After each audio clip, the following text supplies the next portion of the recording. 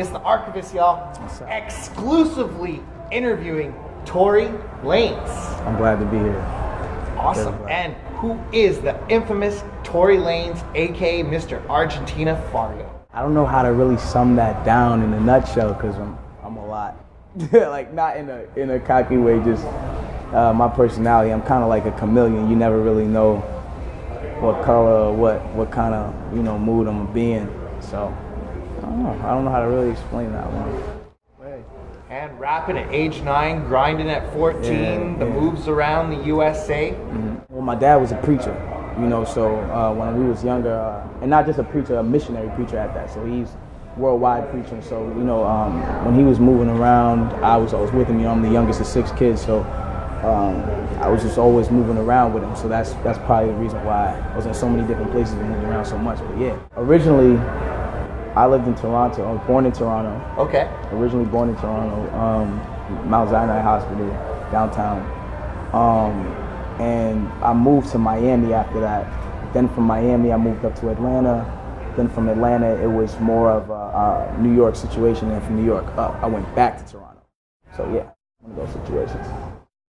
And the times in ATL, Lanez, the name from a key. Craziest thing you've ever done? The craziest thing I've ever done, I'd probably just say just music in general, just picking this career path, I think is the craziest thing I've ever done. Just the way the stakes were like kind of against me. So I think that was probably the craziest thing I've ever done. And the wild stuff that you used to do in the ATL, how you got your name by a key? Yeah, I was a little kid, so I was always running around in the street and just doing things, and my janitor in the community called me Lanez because I was just always running around and things like that. So. And then the toughest things that you faced, the challenges, the shit that you went through. You've been known for a minute. Any street stories? Yeah, I mean, I moved back when I was 14, and I actually moved to a place called Brampton. You feel me? And I stayed there for about 2 years, and then I lived downtown. Like since 16 and up, I just stayed downtown. But it was very different. But at the same time, like I love my upbringing and where I was raised and the things that I was taught, and my OGs who told me how to move, and people who taught me things from wherever they were from. It's all helped to shape me to be the man that I am. And it begins looking up to Rockefeller, the tapes, TL to TO, one verse, one hearse, playing for keeps, just landed, and speak on the earlier projects. I think those were, most of those projects were times when I was in more of a developmental stage, and I still am in a way, I'm always trying to develop on a new sound, but I think, those were a lot of my first projects, and I was just doing those for the say of I did this. I proved it to myself that I can make a full compilation tape of original music and other people's beats and covers and things of that nature. So yeah, that's what those were. And then the next wave, keeping them swavy. Mr. One Verse Killer, Mr. Peterson, swavy. Non-stop work. Speak on the best moments before the come up. The Umbrella Boys. Well, One Umbrella first and foremost is something that was made by my brothers and me. And shout out to Brooks, Owen, Sos, and Yoko. It's started as a foundation and a vision originally, and the way we kind of always thought about it was like it's bigger than us. This whole One Umbrella thing is always going to be bigger than us, and we always treated it like that, And so I guess now that it's starting to flourish and become what we thought it would be and what we knew it was. It's a great feeling, you know what I'm saying? Because we came from being down here, and now, we on our way up, Like, hell yeah. Yeah. And it starts Wale giving you the shine on J. Cole's tour. Yeah. And coming up with G-Eazy, production with DJ definitely. Mustard, The Mechanics, Yeah. chilling with Justin Bieber. Yeah. Share your largest accomplishment. Like originally I met Bieber before I really met anybody. Like, you know what I'm saying? Like him and Sean, I met at the same time, and he actually was always in different parts of my career in like a weird way. Like he's the reason why I got verified on Twitter, and like he put the call in and was like, yo, y'all gotta verify him because he's nice, and he always just showed me a certain love. So I got mad respect for him, and also Wale as well. Like when I met Wale, I was just in Austin, Texas, and he spoke to my manager and was like, I want to meet him. So I came out there and I had no intentions of performing or being on tour or anything like that. And we just kicked it, smoked a couple, and we vibed. And I think we just fucked with each other's vibe. And he was like, yo, you want to come on tour? And I was like, yeah. But at this point, I was just on tour. I wasn't performing nothing. And then one night he was like, man, who want to come out on stage today? Tory, you want to come on stage? I'm like, yeah, I'll sing something or like, you know what I'm saying, something, And he was like, all right, don't choke. And we had this bet that if I would choke or not that night. And he brought me out and I did my thing, and he started bringing me out each show, and it was just really, really, really dope experience. And I love Wale, and I have unlimited amount of respect for him, just for that. And yeah, and just like everybody else, as far as production of Play Picasso and people like that, and DJ Mustard, giving me Know What's Up, and things like that. It was just one of those situations where I'm just happy the way everything kind of panned out, And then 7.3 million upload views on YouTube. They know them hit tapes. Sincerely Tory, Chicks Tape 1 and 2, Conflicts of My Soul by DJ Drama, the 416 story. Like, yo, you got so much. The ghostwriting, welcome to the industry. Time is money, entertainment. Since I got signed, you feel me? I've always been writing other things for other people. I'm not here to. Last time I said this, it turned into some whole other thing. Like, what I'm saying? I don't write for nobody, as in I'm your personal writer. Like, I write songs, and you might sing my song. That doesn't make me your ghostwriter. That's right. I just wanted to clear that up for anybody out there who felt a way about singing one of my hooks or something, or taking a verse or writing or singing a verse of mine, or whatever the case is. I've been doing it for a while now, and some of your favorite artists have a Tory Lanez verse, whether or not you like it or not, or they have a Tory Lanez hook that they sing that you think is theirs, but it's not, but that's, sometimes it just happens like that. I'm the type of person, I love music, so I would never, I'm really into writing my own music, but I would never discriminate against another young artist coming to me and saying, you know what, I have this song and I really feel like, it would speak to your fans if you sang it. Most likely I probably wouldn't in most cases, just because of, just the respect for my own craft. But if it was really a smash, I would definitely do it. I would definitely, not feel a way about it. And so at the end of the day, I don't feel like other people should feel a way about, their stuff being ghostwritten for, because, you go out to get it ghostwritten. So. And the projects that I named. Oh yeah, and hosted by DJ Drama, that was major. Yeah, the Conflicts of My Soul was an incredible project. I think a lot of people don't realize that tape in itself is actually a full story. Every song on it. A lot of people don't listen, because when you listen to a mixtape, you skip a song, or you get to the end of the song and then you press next, and then you listen to another one. But if you really listen to the tape straightforward, it actually plays like a story. I'm a back-to-back guy, so yeah, you know what I'm saying. So that's an amazing project for me, and just to have DJ Drama be a part of that, I think was amazing, and it was definitely a blessing. Yeah, total masterpiece. Yeah, thank you so much, bro. Yeah. Appreciate that. And collabs for days: Bun B, Trina, Trey the Truth, Kid Ink, King Los, YG, Dizzy Wright, Meek Mill, Soulja Boy, Sean Kingston, Red Cafe, Honey Cocaine, Frito Santana, They Said It's Over, and Van City's Jay Worthy and Hines. Yeah, your best collabs in the studio. Justin Bieber, lots of people. It's one of those situations where people, I think people always kind of respected my penmanship, but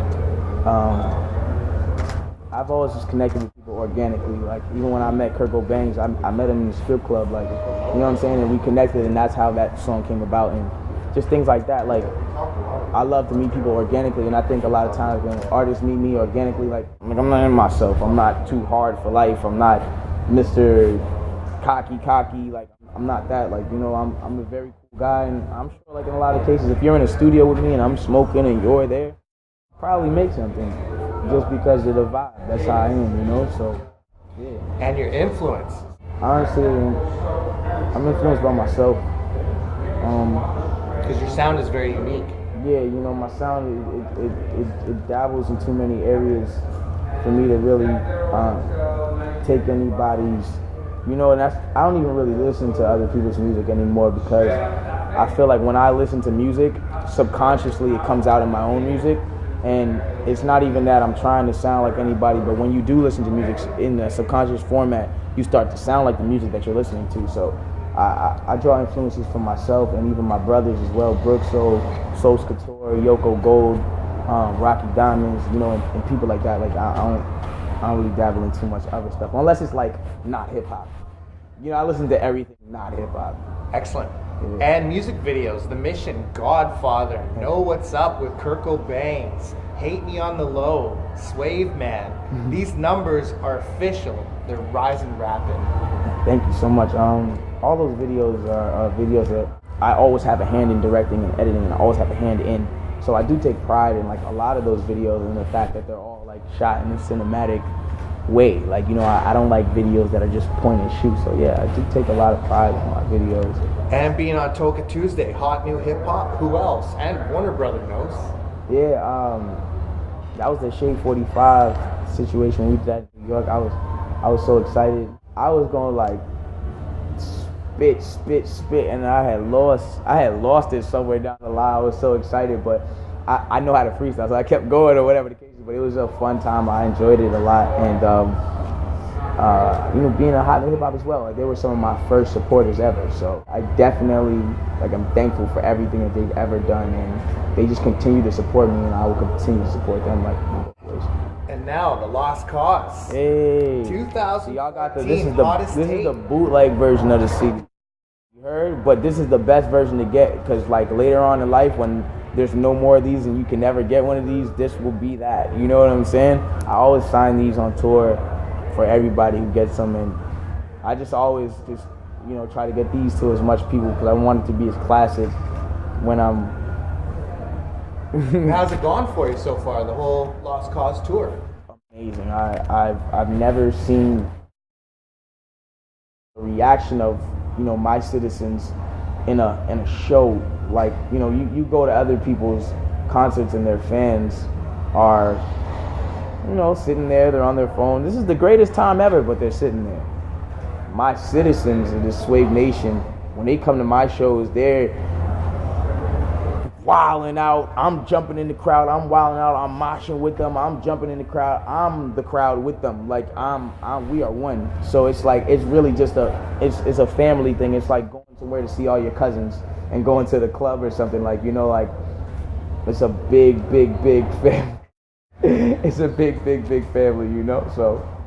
Working all rappers, the largest crowd, best tour you've ever rocked. This Lost Cause tour is my first tour.